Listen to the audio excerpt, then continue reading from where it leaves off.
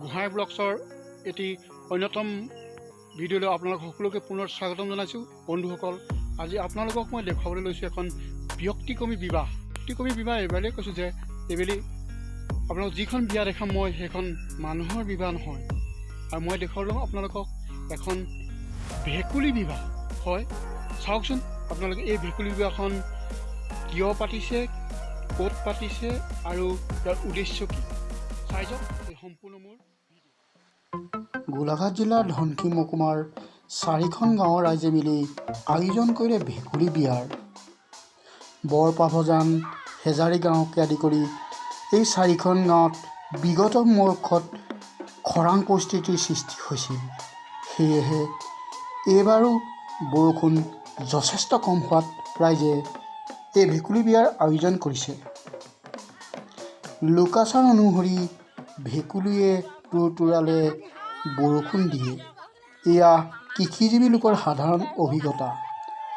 বিয়া পতাৰ আনন্দত ভেকুলী তুৰতুৰালে খৰাং বতৰতো বৰষুণ হয় বুলি জনবিশ্বাস অতীজৰে পৰা চলি আহিছে। ভেকুলী বিয়াৰ সৈতে জড়িত হৈ থকা বিশ্বাস অনুসৰি ভেকুলী ইন্দ্ৰ দেৱতাৰ পৰম বন্ধু। প্ৰয়োজনীয় পানীৰ বাবে খেতিয়কসকলে এনেকুৱা অনাবৃষ্টিৰ সময়তে প্ৰকৃতিক সন্তুষ্ট কৰিবৰ বাবেই কিছুমান লোকাচাৰ নিয়ম পালন কৰি আহিছে।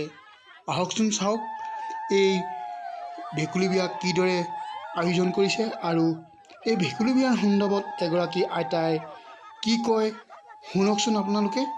কোনোদিনে বৰষুণো নহয়, পানীও নহয়। যোৱা বছৰৰ পৰা অন্য ঠাইত বানপানীত মানুহ থাকিব পৰা নাই, আমাৰ ইয়াত কিন্তু পানী দেখিবলৈও নাই।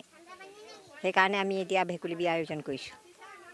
পৰম্পৰা অনুসৰি মানে চলি আছে, পাতিছোঁ। যোৱা বছৰ কিন্তু কোনেও পাতিবলৈ মন নকৰিলে, এইবছৰ পাতিছোঁ। সেইকাৰণে আমি ভেকুলী বিয়া পাতিলে, আগতে কিতাপত পাইছিলোঁ যে ভেকুলী বিয়া পাতিলে মেঘ মোৰ মিতা, ভেকুলী বিয়া পাতা বৰষুণ হ'ব। সেইটো কাৰণে আমি এতিয়া ভেকুলী বিয়া পাতিছোঁ। চবেই কয় যে ভেকুলীয়ে তুৰতুৰাই বৰষুণ দিয়ে বুলি, সেইকাৰণে আমি ভেকুলীক তুৰতুৰাবৰ কাৰণেই মানে অনুৰোধ কৰিছোঁ, বৰষুণ আহক, আমাক পানী লাগে। মই কইনা ঘৰ, এয়া দৰা ঘৰ। জোৰোণ আহিছে, এইমাত্ৰ পাইছেই। দৰা কেইটাত পাবহি, কেইটাত? 10টাত বজাত আহিম। চাওকচোন কিদৰে কন্যা সজাই আছে। এয়া ভেকুলী বিয়াৰ কইনাক বিভিন্ন সাজ পোছাক পিন্ধাই আছে। চাই যাওকচোন ধৈৰ্য ধৰি মোৰ এই ভিডিঅ'টো।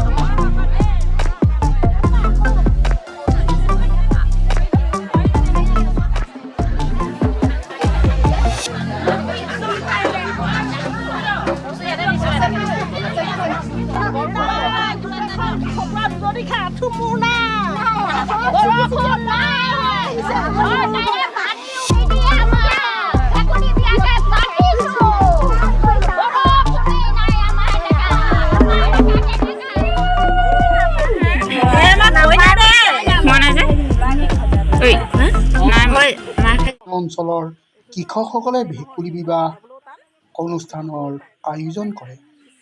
সাধাৰণতে জেঠ আহাৰ মাহত পালন কৰা এই লোকাচাৰ পালনৰ ফলত বৰষুণ হোৱাটো নিশ্চিত বুলি অসমৰ জনমানসত দৃঢ় ধাৰণা আছে। অসমীয়া বিবাহ উৎসৱৰ পৰম্পৰাগত ৰীতি নীতিসমূহৰ পালনেৰে দুটা ভেকুলীৰ বিয়া পাতি ৰাইজে আনন্দ উল্লাস কৰি লগতে বৰষুণৰ কামনা কৰে। আহকচোন এই সন্দৰ্ভত আকৌ শুনো এগৰাকী আইতাইক তেওঁ কিনো কয় এই ভেকুলী বিয়া অনুষ্ঠানৰ সন্দৰ্ভত। গত মতে ইয়াতে আজি ভেকুলী বিয়াৰ আয়োজন কৰিছোঁ। যোৱা বছৰ আমাৰ ইয়াত পানী নাই, এইবাৰো পানী নাই ভেকুলী বিয়াৰ জৰিয়তে আমি পানীকে বিচাৰিছোঁ সেইকাৰণে পৰম্পৰাগত হৈছে এইটো সেইকাৰণে আমি পানী বিচাৰিছোঁ বৰুণ দেৱতাৰ কাৰণে আমি তেওঁক প্ৰাৰ্থনা কৰিছোঁ যাতে আমাৰ এইবাৰ পানী অঞ্চলটোত আমাৰ ধনশিৰি মহকুমাটোত যাতে পানী হয় আৰু সদৌ শেষত এইদৰে দুয়োটা ভেকুলীৰ মাজত বিবাহ অনুষ্ঠান আয়োজন কৰি গাঁৱৰ আইতীসকলে আশীষ বিচাৰে ইন্দ্ৰ দেৱতাৰ ওচৰত। শুনকচোন আশীষটো।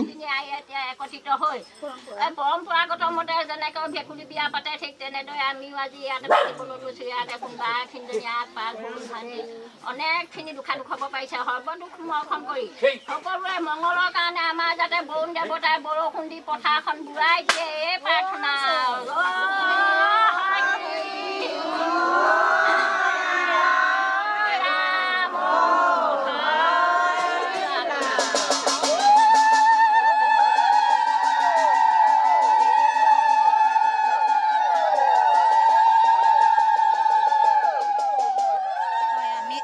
আমাৰ সেই গোলাঘাট বৰপথাৰ গাঁৱৰ আমাৰ 4খন গাঁও লগ লাগি বৰপাভজান হেজাৰী সৰুলাংঠা লাংঠা 4খন গাঁও লগ লাগি আমি ভেকুলী বিয়া অনুষ্ঠপীয়াকৈ মানে আয়োজন কৰিছোঁ। বৰুণ দেৱতাক সেই বৰষুণৰ কাৰণে অনুৰোধ কৰিছোঁ। যোৱাবাৰ আপোনালোকক সকলোলৈ ধন্যবাদ জনাইছোঁ। বন্ধুসকল, আপোনালোকে যদি মোৰ এই চেনেলটো ছাবস্ক্ৰাইব কৰা নাই, যদি কৰা নাই তেন্তে আপোনালোকে মোৰ চেনেলটি ছাবস্ক্ৰাইব কৰি দিয়ক আৰু ভিডিঅ'টো